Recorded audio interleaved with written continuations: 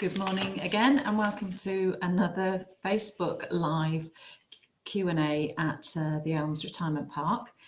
So welcome to everybody that's tuning in or viewing this later, because we will record these and post them on our Facebook page, on our YouTube account, and I think they can also be viewed via our website.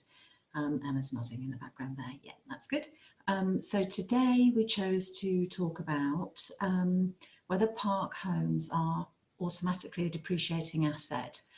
We do find that some people automatically assume that when you buy a park home, the value of it drops over time. That's not the case, and we'll give you some examples about that. And we're also going to talk a little bit more about the 10% commission and what that is and why it's charged and how it's paid. We have touched on that one a little bit before, but I think we felt that because we do still get quite a few queries about it, that it would be good to refresh the talk on that one. Okay, so for those of you that don't know, there are kind of three main income streams for a park owner. So obviously we are a business and we do need to make money to keep the machine going. We would make money when we originally sell properties. We have pitch fees that just cover the upkeep and the running of the park. And then we have a 10% commission when people sell their homes. Now, obviously, if we've sold all our properties, the park's full, we're just relying then on the pitch fees to cover the upkeep and running of the park. So that would be cutting the hedges, the grass, resurfacing the roads, changing the street lights, everything that there is to do with running the park.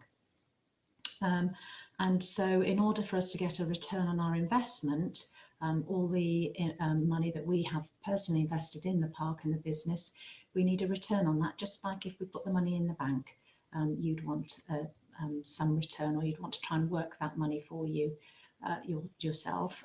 So we get a 10% commission when park homes are sold. So the idea really is that your running costs when you're living in your property are as reasonable as possible, because mostly people are living on a fixed income then. You're living off pensions and savings. And so there is no rental or profit element at all within the pitch fees. So it was decided way back whenever that this is how parks would run. As you would buy the home, you'd pay a pitch fee for the running costs, and then you pay, it used to be 15%, it's now 10%. You would pay a balance of the profit on your home back to the park owner when you leave. So that would be like I said, a return on our investment, your use of our land, because you don't own the land.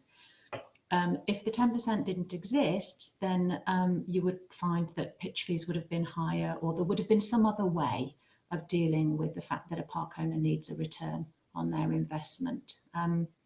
So that's a little bit about the 10% there. It was deemed by Parliament some years ago that this was an essential income stream for park owners. So that's what that is.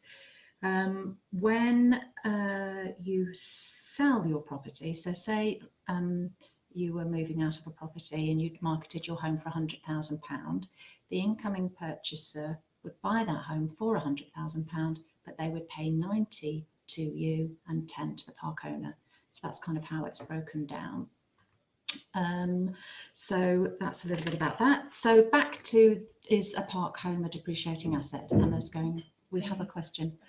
The commission is, I believe, up to 10%. Yes, that's right, it is up to 10%. Most park owners that I'm aware of do charge 10%.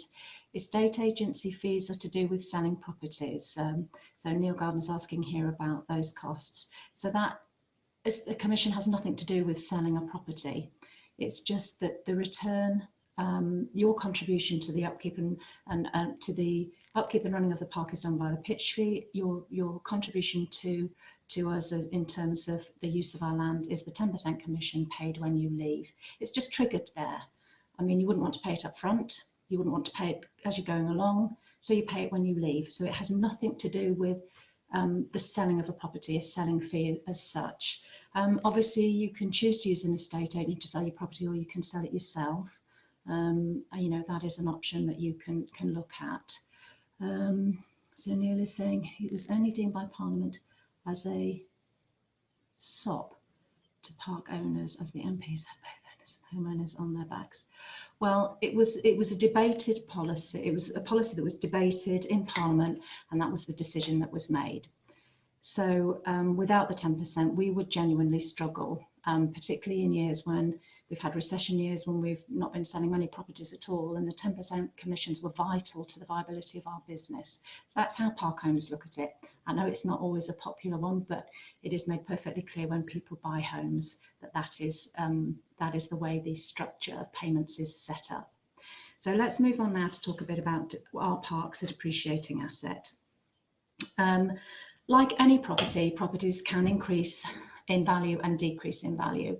So just like a bricks and mortar property, if you didn't do anything to the home, and you know, it had the 1960s kitchen in it, and you know, the old carpets, and it hadn't been updated, and you were looking to buy that property, and you could compare it to one on the same street that had been modernised, you know, new windows and doors over the years, that sort of thing, then the one that has not had as much money spent on it will be valued less than a property that has been modernised.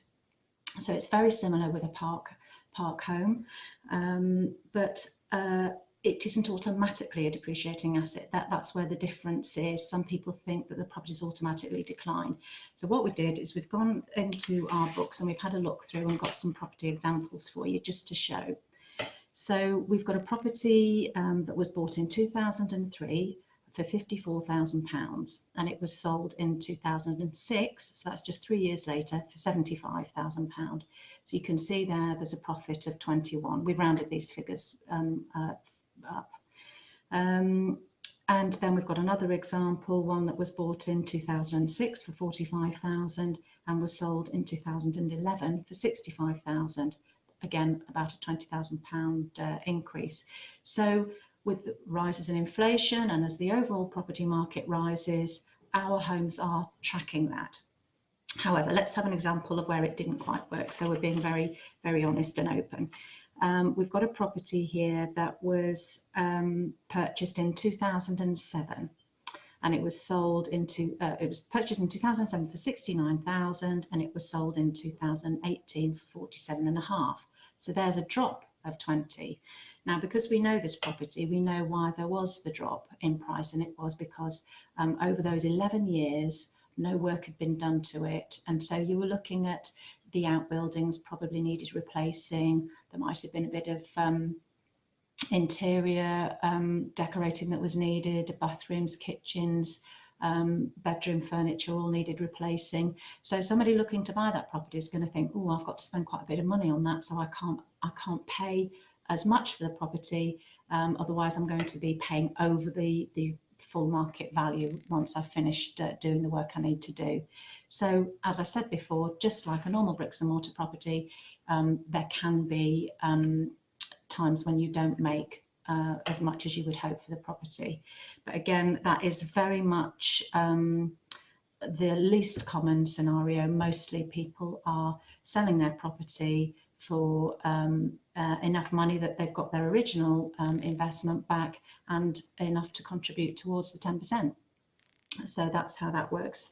Let me pick up another example here, a twin property.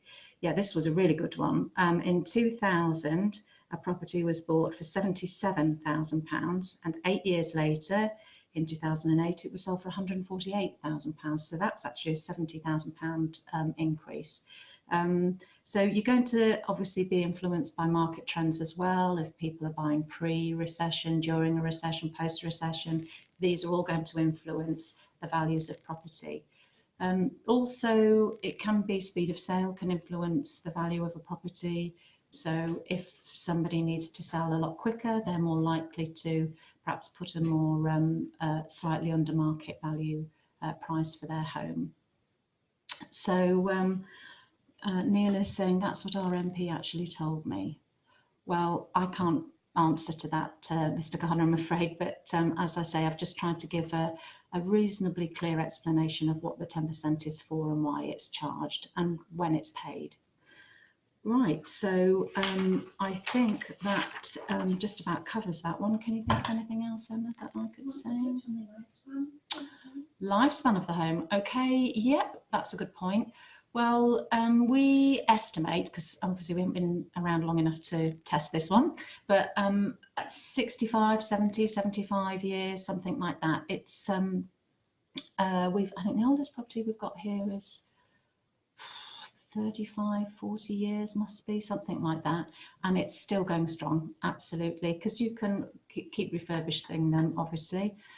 With ours being timber clad, if you did have any issues with the exterior cladding over time, if it hadn't been looked after properly or something like that, it can be taken off and you can have them recladded. So that really can facelift a property. But structurally, that property that I'm thinking of is still going strong. There's no reason why it won't go another 40 years. So that's that. So I think we've covered everything today. I would like just to say that next time we do a Facebook Live, we're hoping that we'll have Rufus Bellamy with us. He's going to hopefully be able to join us on the 27th of June. The date's yet to be confirmed, but that's what we're aiming for. And we're going to talk about the David Bellamy Conservation Award Scheme and just about things that parks can do to assist in conservation. So thank you very much for tuning in. And as I say, this will be shared on our YouTube and website for viewing later. Okay, thank you very much. Goodbye.